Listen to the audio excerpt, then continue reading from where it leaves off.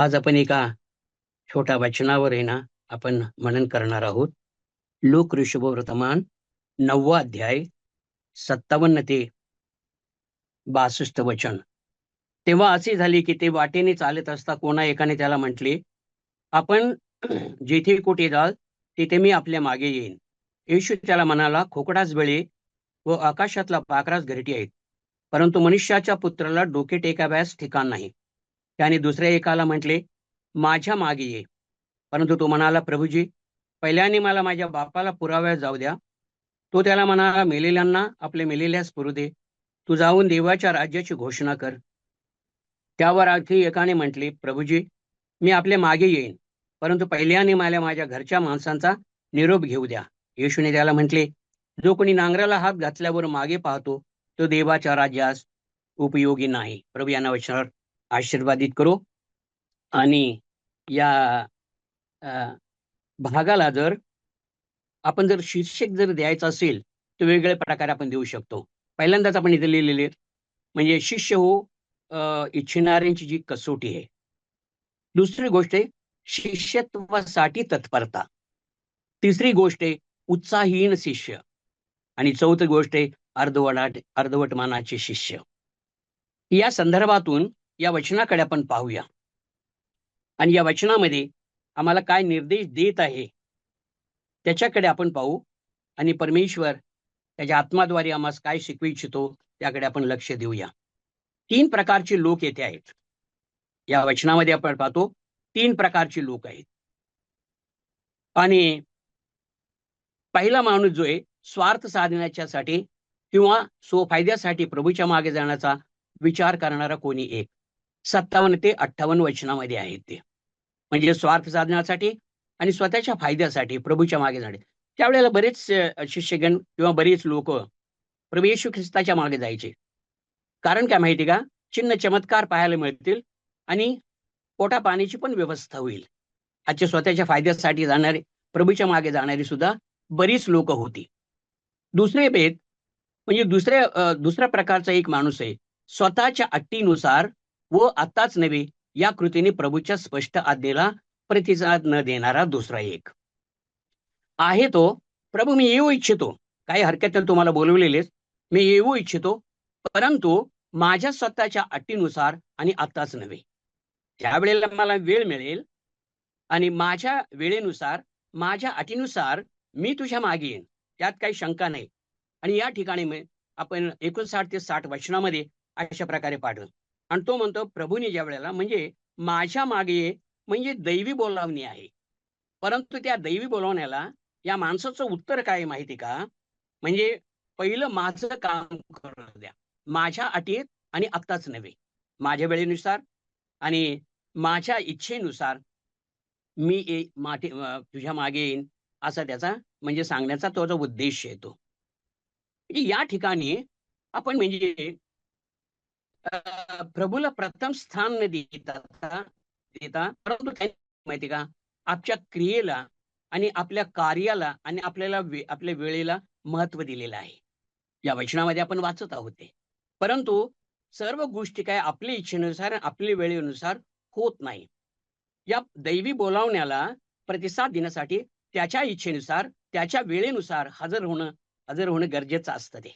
आणि म्हणून प्रियानो, आपण ज्या वेळेला आराधनाला येतो किंवा सभेला येतो त्या ठिकाणी प्रभूला प्रथम स्थान देऊन जे त्याने त्याच्या वेळेनुसार आणि त्याच्या इच्छेनुसार त्या ठिकाणी उपस्थित असणं अत्यंत गरजेचं असतं.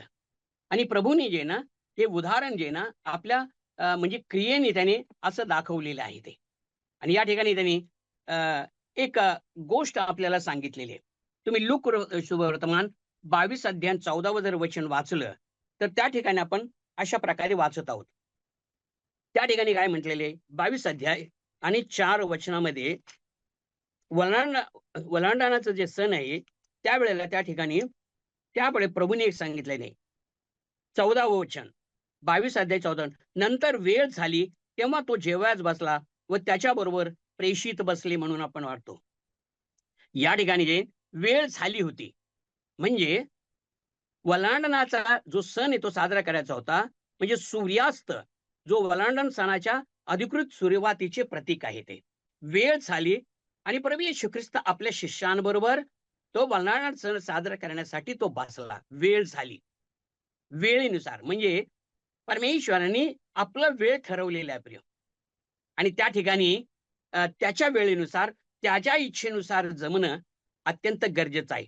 आणि तुम्ही जर या संदर्भात जर आहे ना निर्गमनचा 19वा अध्याय आहे आणि त्या ठिकाणी 11, 13 आणि 17 वचन जर वाचलं, त्याचबरोबर 10 आणि 15 वचन वाचलं, तर त्या ठिकाणी सिनाय पर्वतावर अग्नीतून उतरणाऱ्या परमेश्वराची वाट पाहणी आहे. पण वाट पाहण्यासाठी त्यांना 3 दिवसाची तयारी करावी लागलेली आहे. मोशेला सांगितले त्यांना 3 दिवस तयार करा.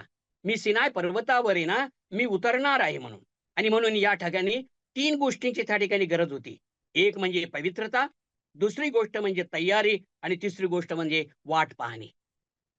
परंतु संपूर्ण छावणी जी आहे ना रिकामी झालेली आहे आणि त्या पर्वताजवळ जो आहे ना ते सगळे वाट पाहत आहेत की तो परमेश्वर जो आहे ना या पर्वतावर कधी उतरेल, त्याची वाणी आम्ही कधी ऐकू. परंतु तयारी नसेल, वाट बघणारी आहेत. आणि म्हणून ज्या वेळेला परमेश्वर आहे ना त्या सिनाय पर्वतावर उतरला, त्यावेळेला लोक धावपळ करून आहे ना छावणीतून बाहेर आलेले नाहीत, परंतु तयारी, वाट पाहणं.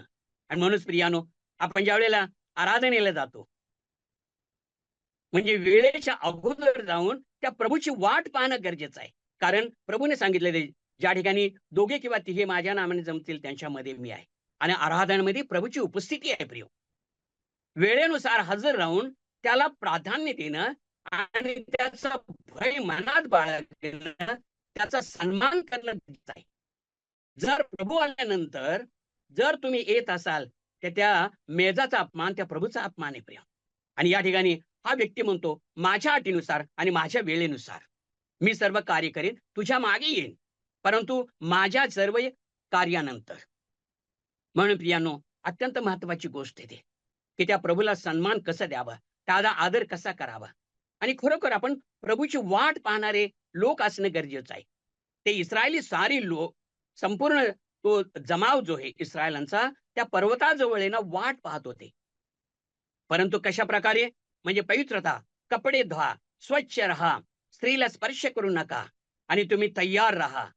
आणि नंतर तुमच्या देखत मी ना त्या पर्वतावर मी उतरणार आहे. आणि ज्या वेळेला छावणी ती रिकामी झाली, पर्वताजवळ उभे राहिले आणि परमेश्वर अग्नीतून आहे ना त्या ठिकाणी त्याने दर्शन दिलं. या ठिकाणी आपण पर्वत होतो म्हणजे या गोष्टीनंतर परमेश्वराचे पर्वतावर आहे ना आगमन झाले त्याच्या वेळेनुसार. आणि म्हणून हा पाठ जो आहे ना फार महत्वाचा आम्हाला सांगत आहे. जर वेळेनुसार आपण जमून त्याचा सन्मान जर करत नसेल तर आमचं जमणं ते व्यर्थ आहे. ते आपण पाहतो आपले ब्रदर एबनेझर तडके ना 5 मिनिटं अगोदर या. आणि खरोखर प्रभू येण्याच्या अगोदर त्याची वाट पाहणारे असणं गरजेचं आहे ना आम्हाला. जर प्रभू आला नंतर मी आलो, त्याचा अर्थ काय? त्या प्रभूचा अपमान आहे प्रिय. वेळेला महत्व देणं अत्यंत गरजेचं आहे. आणि म्हणून आपली जी भावना आहे ती माझ्या अटीनुसार आणि आत्ताच नव्हे, तर हे चालणार नाही प्रिय. आणि म्हणून आमच्या मंडळीत असंच घटना घडायची प्रिय. 1 महिनाभर आहे ना वेळेवर या, वेळेवर या. आम्ही विनवणी करायचो, प्रकटन करायचो, वेळेवर या, प्रभूचा अपमान करू नका, आराधनेचा त्याने त्या उपासनेचा तुम्ही अपमान करू नका. बऱ्याच दिवसानंतर आहे ना प्रियो, आणि नंतर याने निर्णय घेण्यात आला आणि मी सांगितलं 9:25 आणि हॉलचा दरवाजा बंद करण्यात येईल. एका बंधूला सांगितलं 9:25 दरवाजा बंद करा. आणि सांगितलं की कोणी तुम्ही दरवाजावर खटकण्याचा किंवा दरवाजा वाजवण्याची काही गरज नाही, येण्याची काही गरज नाही. 9:25 दरवाजा बंद होईल. पुढच्या आठवड्यापासून हे ना कार्य सुरू होईल. विश्वास करणार नाही प्रियानो. परंतु माहिती का, मी ज्या वेळेला 9:20 मंडळीत गेलो, संपूर्ण मंडळी हजर होती. मला वाटलं मीच उशीर केला काय. 9:30ची आराधना, 9:20 मी गेलो, संपूर्ण मंडळी होते. आणि हे गरजेचं आहे. प्रभूचं सन्मान देण्याचं, गौरव करणं, त्याचा आदर करणं केव्हा हे होईल? ज्या वेळेला आपल्या मनामध्ये त्या प्रभूविषयी भक्ती असेल आणि भय असेल तर. तिसरी एक व्यक्ती आहे प्रिय. या ठिकाणी म्हटलेले प्रभूच्या मागे जाण्याची सुरुवात करून मागे पाहणारा आणखी एक. सुरुवात तर केली प्रभू बरोबर जाण्याची.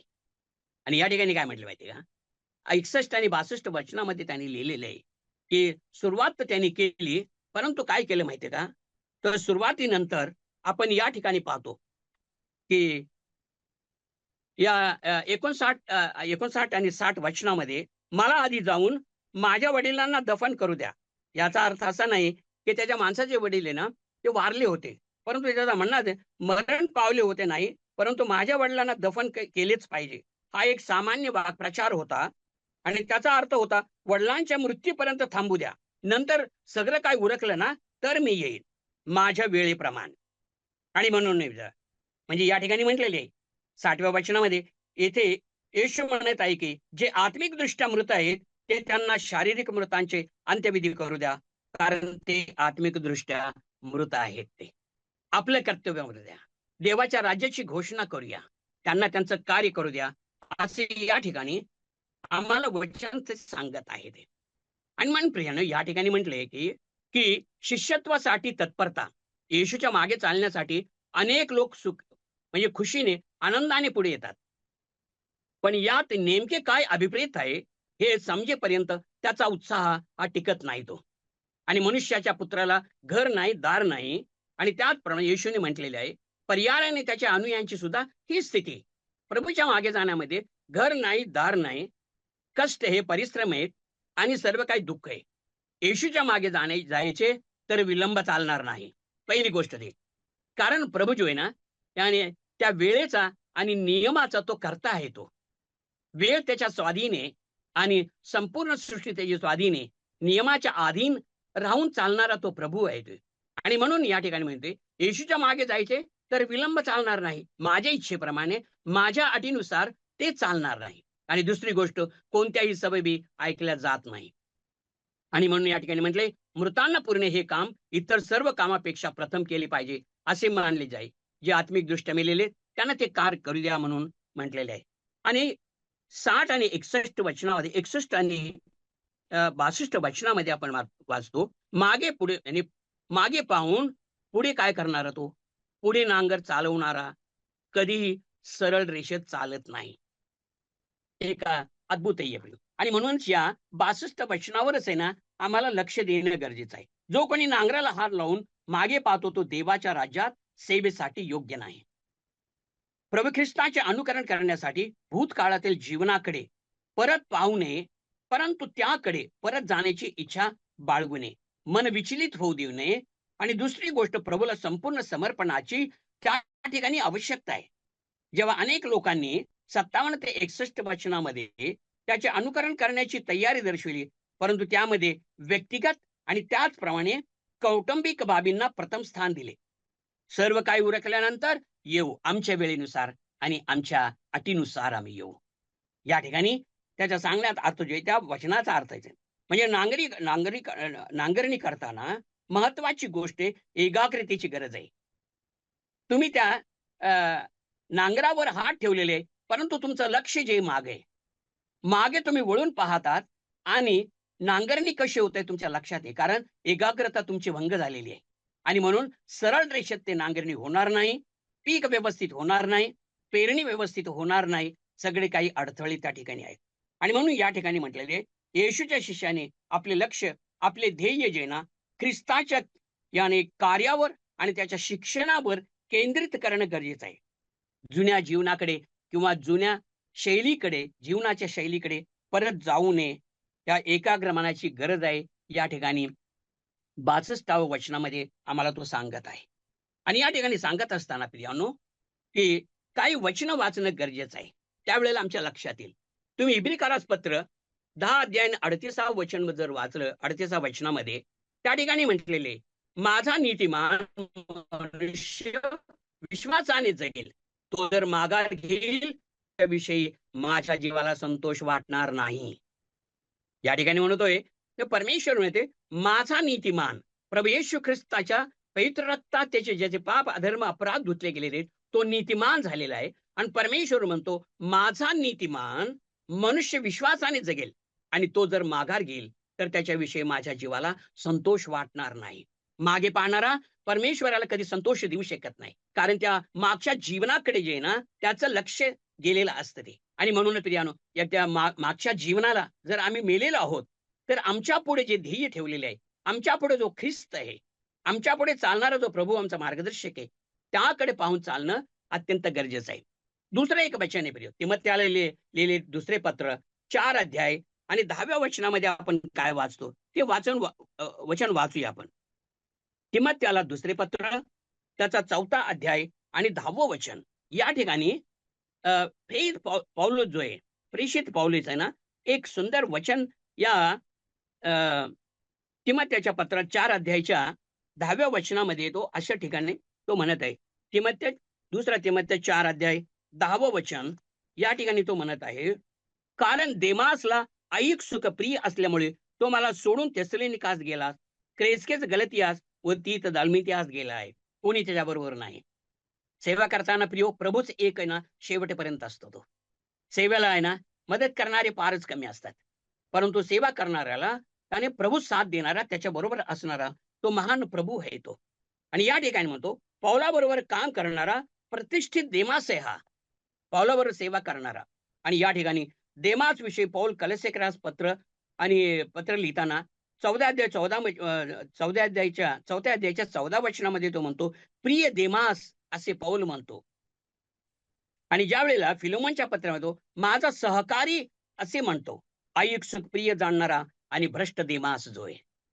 अंततः एवढं त्याचं नाव कमावलेला, परंतु शेवटी जो आहे त्यांनी मागं वळून पाहिले, ऐहिक सुख पाहिलं, जग त्याने पाहिलं आणि तो आकर्षित झाला आणि प्रभूपासून दूर गेला.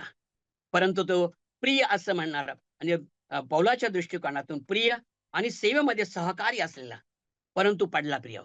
कारण मागे वळून पाहणं त्याचा परिणाम जो आहे अशा प्रकारे आम्हाला दिसून येत आहे. आणि म्हणूनच प्रियानो, ते लूतच्या पत्नीचं आठवण करणं अत्यंत गरजेचं आहे ना. मागे वळून पाहिली आणि सर्वनाश झाला आणि मिठाचा खांब झालेली प्रिय. देवाच्या आज्ञेचं ज्या वेळेला उल्लंघन होतं ना, शिक्षा तो दंड जो आहे वो निश्चित आहे हे मला वचन सांगत आहे ते. आणि म्हणून मागे वळून न पाहता प्रिय, पुढं आणि नांगरावर हात आहे, लक्ष मात्र समोर असणं गरजेचं आहे, मागे नव्हे. दुसरं एक उदाहरण आहे प्रिय. एक तुम्ही जर आहे ना नीतिस्तोत्रात 14 अध्याय 14 वचनामध्ये जर बघितलं, त्या ठिकाणी एका विषय म्हणलेले आहे, भ्रांत चित्ताचा मनुष्य जो आहे आपल्या वर्तनाचे फळ भोगितो आणि सत्पुरुष आपल्या ठाई होतो म्हणून त्याला ब्लॅक स्लाईड म्हणतात.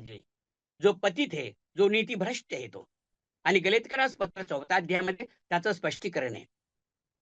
भ्रांत चित्ता मनुष्य जो आहे अंतःकरणाने देवापासून दूर गेलेला, तो मूर्ख आणि दुष्ट आणि आज्ञा न मानणारा असा म्हणतो. आणि म्हणून हा भ्रांत चित्त हा शब्द जो आहे एक संदेश आणि धर्मभ्रष्ट अविश्वासी लोकांच्या विषयी सांगितले. म्हणून प्रियानो, आम्ही भ्रांत मनाचे असू नये, या ठिकाणी सांगितले ते. आणि अंततः जो आहे ना, एक शेवटचं आपण वचन वाचू आणि आपण समाप्त करूया प्रियानो. हिब्रीकरास पत्र 6 अध्याय, हिब्रीकरास पत्र 6 अध्याय 4, 5 आणि 6 वचनामध्ये, कारण ज्यांना एकदा प्रकाश मिळाला, ज्यांनी स्वर्गीय दानाची रुची घेतली, जे पवित्र आत्म्याचे वाटेकरी झाले आणि ज्यांनी देवाच्या सुवचनाची व येणाऱ्या युगाच्या सामर्थ्याची रुची घेतली, ते जर पतित झाले तर त्यांना पश्चाताप होईल असे त्याचे पुन्हा नवीकरण करणे अशक्य आहे. कारण ते देवाच्या पुत्राला स्वतःपुरते नव्याने वधस्तंभावर खेळतात व त्याचा उघड अपमान करतात. आणि म्हणून प्रियो, या ठिकाणी घातलेले एकदा प्रकाश मिळालेले, सुवार्तेद्वारा प्रकाश प्राप्त झालेले. दुसरी गोष्ट, स्वर्गीय दानाची रुची घेतलेली, म्हणजे त्याच्या कृपेची आणि त्या सुवार्तेचा अनुभव घेतलेले. तिसरी गोष्ट, देवाच्या सुवचनाची व येणाऱ्या युगाच्या सामर्थ्याची रुची घेतलेली. आणि असा माणूस जर भ्रष्ट झाला आणि असा माणूस जर मागे वळून जर बघितलं, तर प्रियानो, त्याच्यासाठी दुसरं काय आता बलिदान राहिलेलं नाही. नवीकरण अशक्य आहे, कारण ते देवाच्या पुत्राला स्वतःपुरते नव्याने वधस्तंभावर खेळतात. वारंवार पाप करणारा मनुष्य, विश्वासी कुणी असो, जर वारंवार पाप करत असेल, तो प्रभू येशू ख्रिस्ताला आणि प्रत्येक पापाच्या समयी तो क्रुसावर त्याला चढवित आहे. मागे वळून पाहणारची भयानक अशी परिस्थिती आहे. आपण केवळ त्या ठिकाणी मागे वळून पाहणारा प्रभूचं गौरव करू शकणार नाही, धार्मिकतेचं जीवन जगू शकणार नाही. मागे वळून पाहणारा ते अधार्मिकतेचं आणि ते पापमय जीवन जगणारा असतो तो, आणि नष्ट होणं अत्यंत गरजेचं आहे. आणि म्हणून या ठिकाणी म्हटलं, तुम्ही की ह्या सर्व गोष्टींचा अनुभव घेतलेले आणि जर पाप करेल तो विश्वासच नव्हे प्रिय. आणि या ठिकाणी सांगत असताना दुसरे एक आहे पेत्राचं दुसरे पत्र तुम्ही वाचू शकता प्रिय. एक कठीण शब्द पेत्राने त्या ठिकाणी वापरलेले. पेत्राचे दुसरे पत्र, दुसरा अध्याय 20, 21 आणि 22 वचन. त्या ठिकाणी खोटे शिक्षण व पापी जीवन क्रमाविषयी सांगताना ते सांगितलेले आणि भयानक अशी ती गोष्ट त्याने त्या ठिकाणी म्हटलेली आहे ते. आणि या ठिकाणी ते वचन आहे ना वाचत असताना भयानक अशा मनाला यातना आणि वेदना होतात प्रिय. मागे वळून पाहणारा कशा प्रकारे असतोय म्हणजे कुत्र्याच्या ओकीकडे परतणारा माणूस कुत्र्याच्या ओकीकडे परतणाऱ्या माणसासारखा तो असतो. भयानक परिस्थिती प्रिय. नांगरावर हात ठेवलेले आपण पुढे लक्ष देऊया आणि आपलं एकच आता कर्तव्य आहे. आपण पूर्ण मनाने आणि संपूर्णपणे येशूचे अनुकरण करूया, त्याची इच्छा पूर्ण करूया. प्रभू या वचनावर आशीर्वाद देव.